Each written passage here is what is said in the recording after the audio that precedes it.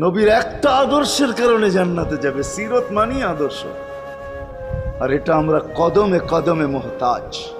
কেননা এই ছোট জীবনটা যদি গ্রহণযোগ্যতা পর্যন্ত পৌঁছাইতে হয় আল্লাহর কাছে, চাই নারী হই, চাই যুবক হই, চাই বৃদ্ধ হই, যেই মানুষই হই না কেন, যেখানেরই হই না কেন, যেই বাসারই হই না কেন, যেই বর্ণেরই হই না কেন, যেই পেশারই হই না কেন, যেই সোসাইটিরই হই না কেন, এই জীবনটাকে যদি গ্রহণযোগ্যতা পর্যন্ত পৌঁছাইতে হয় কার কাছে? দুনিয়াওয়ালাদের কাছে না, মালিকের কাছে, যিনি এক ফোঁটা পানির থেকে অস্তিত্ব দিছেন, যার কাছে আবার আমাদেরকে ফিরা যেতে হবে।